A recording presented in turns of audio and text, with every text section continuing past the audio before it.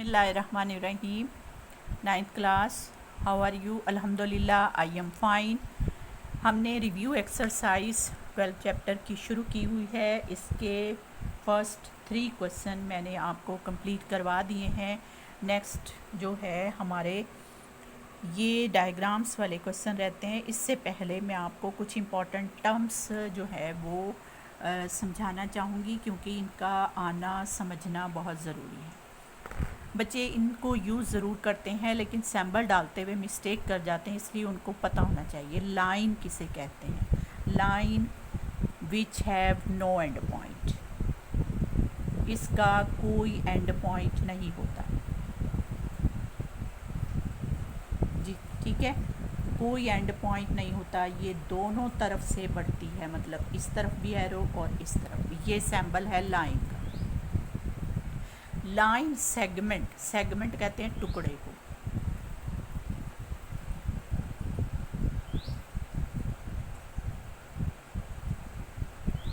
टुकड़ा, तो इसके दोनों तरफ एंड पॉइंट होते हैं। Line segment, line segment which have 2 and point. ठीक है, इसके आप सिंपल यही वाली वर्डिंग सिर्फ आप बता दें और कह दें कि इसके 2 एंड पॉइंट होते हैं, क्योंकि दोनों तरफ से ये एक्सटेंड नहीं हो सकती। रे, रे किसे कहते हैं? जिसका एक एंड पॉइंट होता है और एक तरफ इसकी एक्सटेंशन होती है। इस तरफ भी हो सकती है, इस तरफ भी हो सकती है, यानी ऐसे भी हो सकता है। जिस तरफ भी उसकी डायरेक्शन आपने शो करनी है उस तरफ एरो और एक तरफ उसका एंड पॉइंट। रे हैज़ 1 एंड पॉइंट। इंटरसेक्ट का क्या मतलब है? काटना। मीन, इसका मतलब क्या है? काटना, सिर्फ काटना, कट। बाइसेक्ट का क्या मतलब है? Cut into 2 equal parts. ठीक है, कट इनटू 2 इक्वल पार्ट्स। तो दोनों का फ़र्क पता होना चाहिए। 2 इक्वल पार्ट्स, 2 बराबर हिस्सों में, ये नहीं कि 2 पार्ट्स, बल्कि 2 इक्वल पार्ट्स में। ठीक। एंगल किसे कहते हैं? Is the union of 2 rays. 2 rays का यूनियन, कहाँ पर यूनियन होंगी? With common end point. ये देखा ना, रे हमने कहा ना ये एंड पॉइंट है, तो 2 रेज को उसके एंड पॉइंट से जोड़ देना है।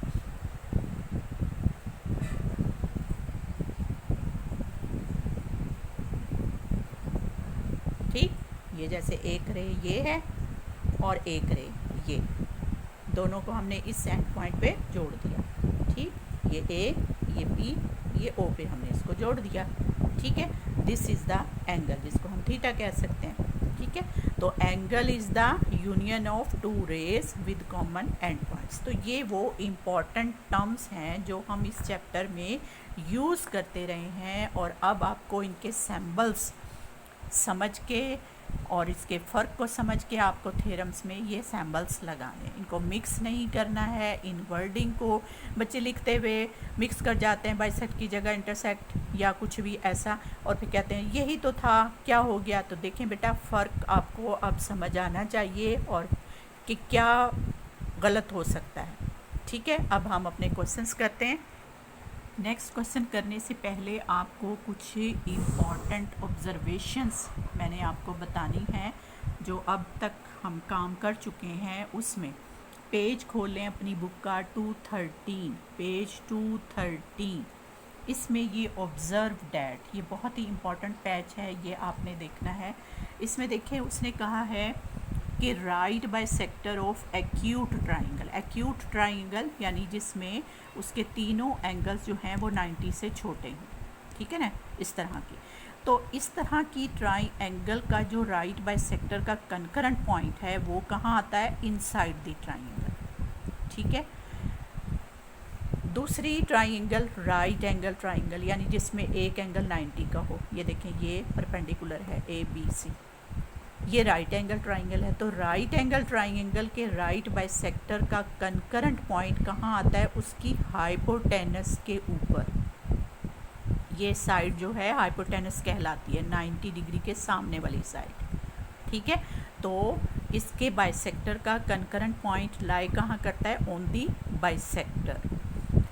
थर्ड, आपकी ट्राइंगल ऑब्ट्यूज ट्राइंगल, यानी ऐसी ट्राइंगल जिसमें एक एंगल 90 डिग्री से बड़ा हो, जैसे ऐसे, ये देखिए बहुत ज़्यादा खुला हुआ है, ये 90 से बड़ा है, तो ऐसी ट्राइंगल को हम ऑब्ट्यूज ट्राइंगल कहते हैं। ऑब्ट्यूज ट्राइंगल में राइट बाइसेक्टर्स का जो कंकरेंट पॉइंट है वो आउटसाइड द ट्राइंगल लाई करता है। ये देखें ट्राइंगल ABC, लेकिन ये जो कंकरेंट पॉइंट है वो यहाँ पर है।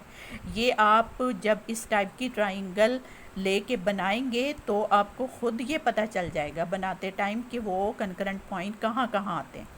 तो ऑब्ट्यूज ट्राइंगल का कंकरेंट पॉइंट राइट बाइसेक्टर का आउटसाइड द ट्राइंगल है, राइट एंगल ट्राइंगल का ऑन दी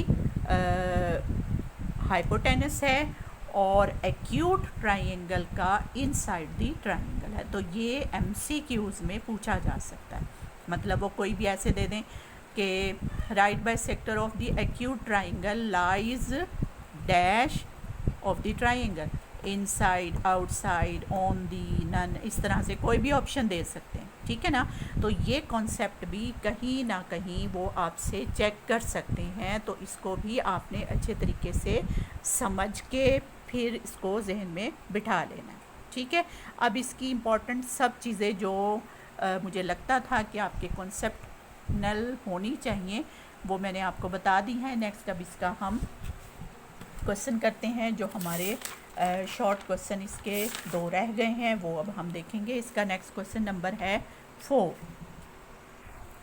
हाँ जी, नेक्स्ट क्वेश्चन नंबर 4 है, जिसकी स्टेटमेंट उसने जो वर्डिंग दी है वो कह रहा है कि ABC triangle is equilateral triangle and AD is the bisector of angle A, find the unknown value X, Y, Z।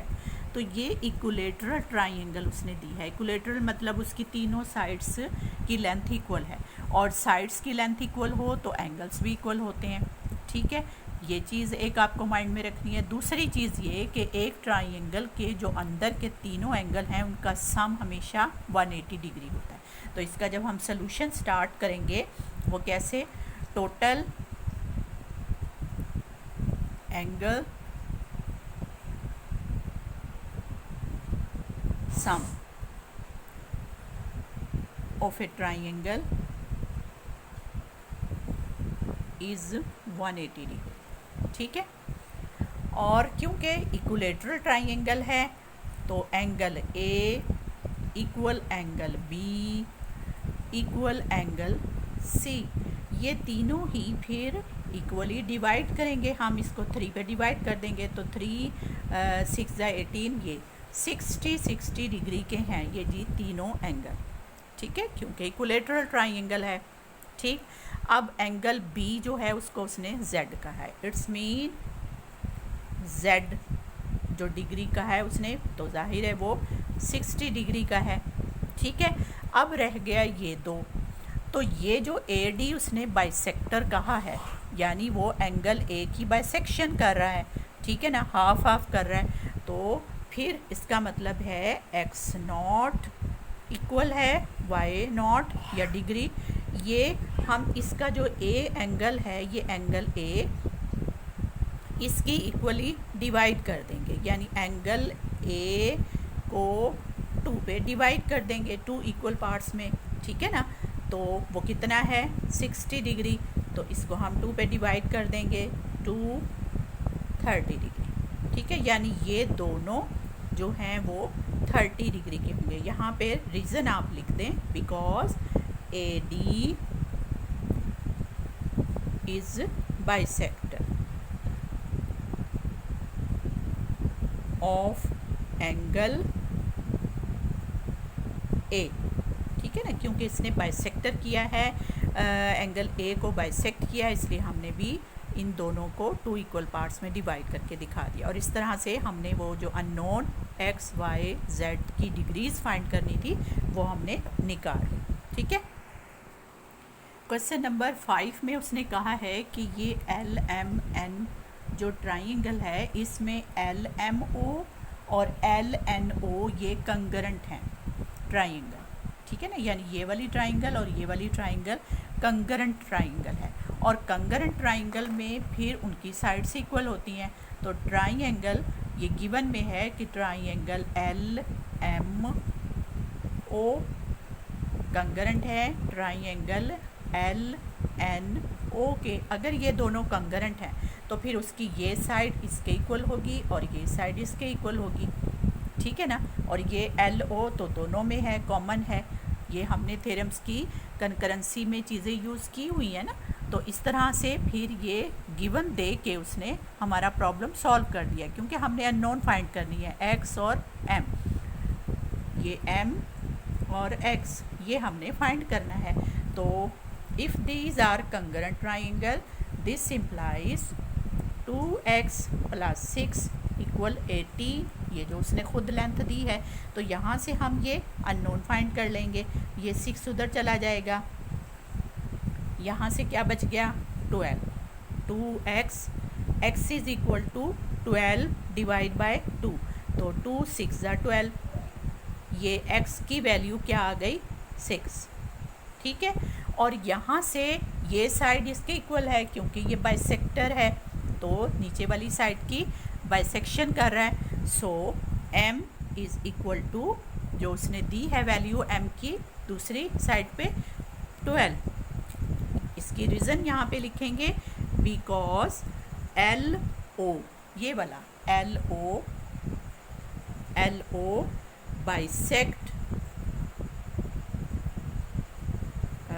Bisect ही लिख दें बस, बाइसेक्ट किसको एम एन को, वो जो नीचे बेस वाली लाइन है एम एन के उसको बाइसेक्ट कर रहा है, ठीक है। बाइसेक्ट एम एन यानी ये एल ओ एम एन को बाइसेक्ट कर रहा है, हाफ हाफ कर रहा है, उसके मिड पे आके मीट कर रहा है, ठीक है।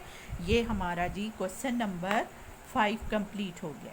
आज हमारी रिव्यू एक्सरसाइज कंप्लीट हो गई है अल्हम्दुलिल्लाह। 12 चैप्टर कंप्लीट हो गया है, इसकी हर इम्पॉर्टेंट टर्म, इसके शॉर्ट क्वेश्चन, इसके ऑब्जेक्टिव्स मैं अपनी तरफ से पूरा कंप्लीट करवा चुकी हूँ। अल्लाह का शुक्र है कंप्लीट हो गया हमारा ये चैप्टर। अब आपने इसको अच्छे से बार बार देखना है, इसकी एक एक चीज़ को समझना है और उसकी अच्छे से प्रैक्टिस करनी है। थ्योरम की स्टेटमेंट्स को ज़रूर याद करना है, ठीक है। दुआओं में याद रखिएगा। अल्लाह हाफिज़।